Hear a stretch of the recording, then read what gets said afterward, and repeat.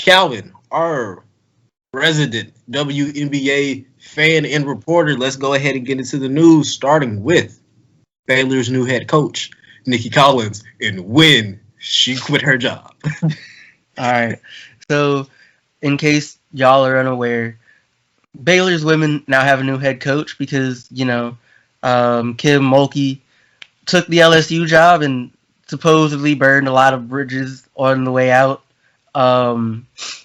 But regardless of that, that new coach is Nicki Collen, who prior to taking the Baylor job was the head coach for the Atlanta Dream in the WNBA, and was in the middle of training camp and I think early preseason. She just and went and took the job, which makes sense. It's a higher paying job, but it's also just kind of strange. It's just okay. It felt out of left field. I don't know. I don't know, bro. I hear about people quitting their jobs in the middle of the workday all the time. You know? Oh no, I'm just talking about the job offer. Yeah. I mean, you got the numbers to back it up, right? With her last couple seasons. It's just also the Dream haven't been good. Well, she's had 3 seasons as head coach, right? 2 of them were bad, right? It's just kind of flat out. One of them was good. It was her first season, and it may or may not be indicative of whether or not she's a good head coach, because pro head coaching jobs are more dependent on the talent that you have, in terms of whether or not you're going to be successful. But I'm not really sure. I don't know. If I'm them, I'm not confident in this decision. But it's a decision they've made, and they probably already they've already backed up the truck for it. So, wait, the same coach at LSU that said took her mask off abruptly before her press conference. Kim Mulkey, yes. Okay, I was wondering because I don't know much about this topic, but I did see that because it was a little much. So she's been prior to becoming the new head coach for LSU's women's team, she was the coach for Baylor's women's team for a while. Until again this just now, yeah.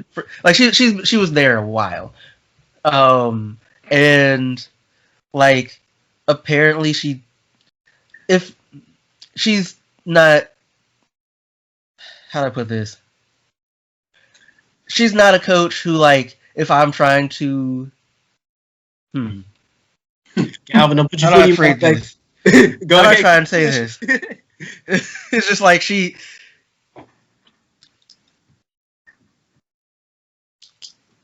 she handles things a particular way that is not necessarily positive.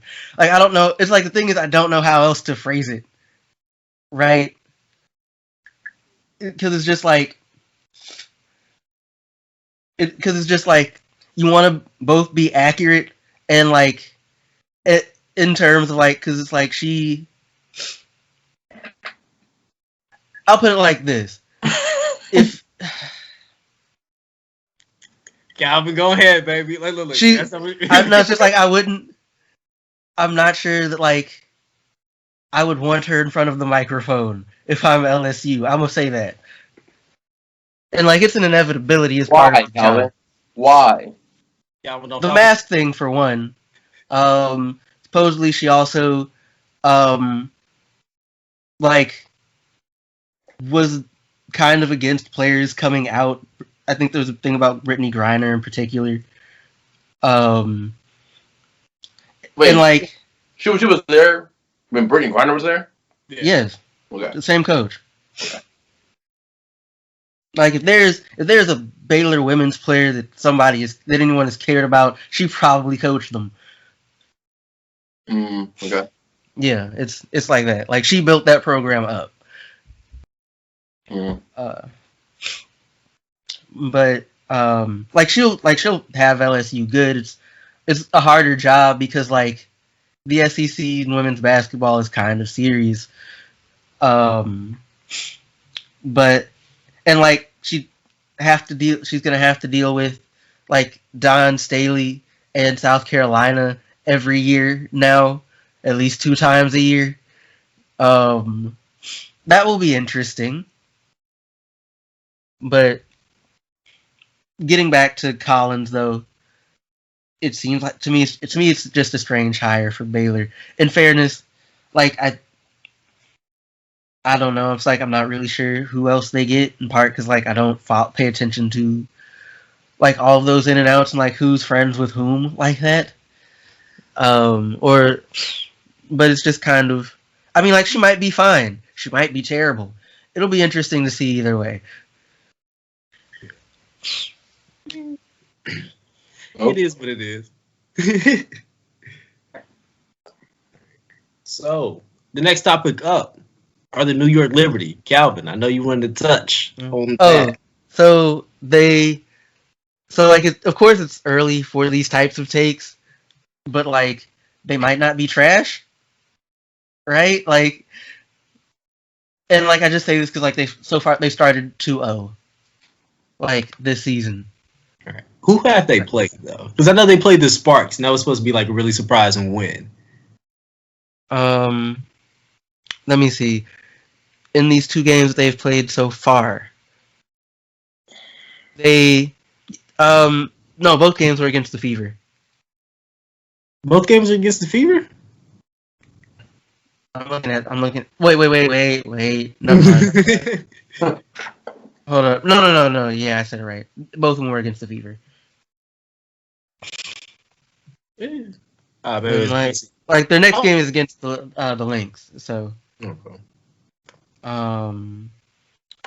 But you know, it looks like they might be decent, and like Asia Durr is unfortunately still out dealing with like issues related to having gotten COVID last year, and you know, hope for like she can get back out there and you know play the game this game that we all love so much. But again, they might be good. It's kind of early to tell, right? Because 2 games doesn't really tell you much. But like they've come out at the very least, they've started on a good footing for the rest of the season.